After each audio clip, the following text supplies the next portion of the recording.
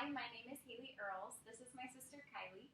She gets to listen to me synthesize everything that we've learned in 5300 thus far.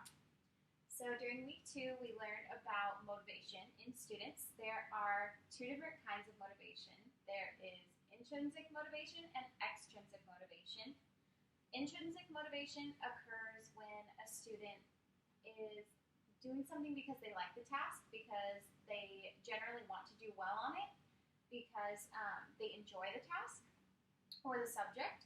And extrinsic motivation occurs when a student is doing something just for the end result. So because their parents bribed them with money if they did well on their test, or to get good grades for the sports team that they're on so they can remain on the team.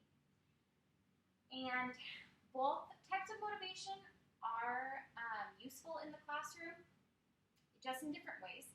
Extrinsic motivation can be used by a teacher that wants to reward students for good behavior in class, or for doing well on a group task or an assignment.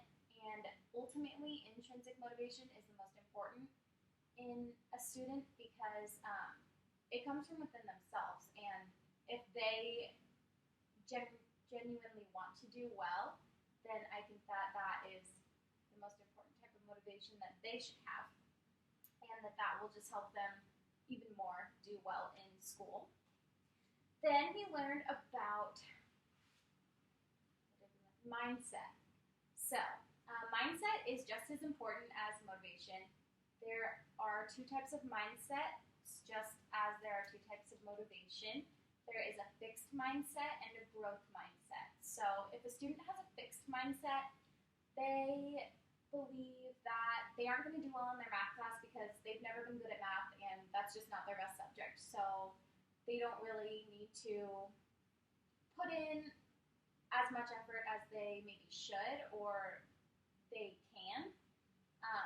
They believe that their potential is fixed and there isn't room for them to grow. So there isn't really a point to strive to get a better grade in the class because they're not great at the subject.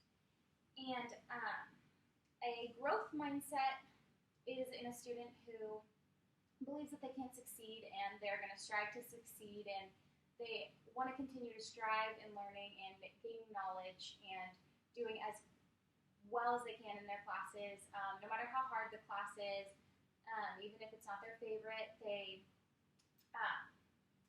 They like to take risks and they want to accomplish the tasks in the best way that they can. We also learned this week that scaffolding is really important in the classroom, but it's only temporary. And scaffolding should be taken away. That way you know as a teacher that students are able to complete the tasks without you, which is important in your assessment. If in your assessment you're still providing students with scaffolding, you're not going to be able to tell if they really can perform tasks without you.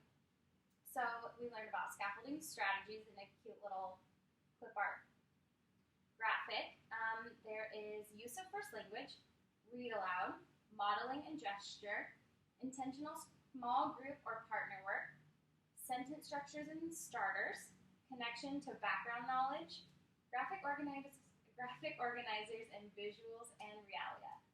So after scaffolding, we also learned about vocabulary development. And we learned that successful comprehension ultimately depends on the reader's knowledge of words and meanings in a given passage. So comprehension and vocabulary then are directly related. They go hand in hand. We learned effective and not as effective strategies for teaching vocabulary. So strategies that aren't effective consist of merely looking words up and copying definitions like out of a dictionary. That's not going to help you. Active engagement has to take place for comprehension to really occur. So effective strategies include integration, which is connecting new vocabulary to prior knowledge, so building off of knowledge that students have. Repetition, using the new word or concept several times so that it gets engraved into the student's brain. and meaningful use, which is multiple opportunities to use the new words in reading, writing, and discussion in the class, which is very common in English. And it's important as a teacher to select the most important words to teach. These are words that represent new concept rather than words that just label concepts. And in teaching vocabulary development, it is useful for the teacher and student comprehension to teach synonyms that students already know, so they can connect the words to words that they already have in their vocabulary. Teach the antonyms so they can refer to words that mean the opposite. Paraphrase definitions in ways that students will more likely understand them.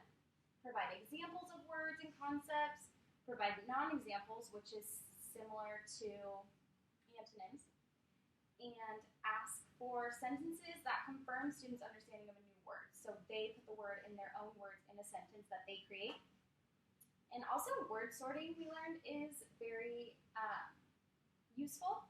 So students themselves in groups or with a partner put words into categories that they create, and then they give reasons why they put the words into those categories, and that ultimately helps their comprehension.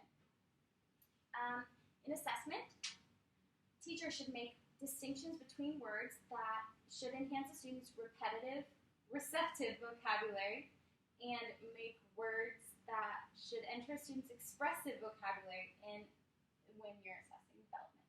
So that's what we've learned in 5300 thus far. And I'm really enjoying this class. Thank you for watching.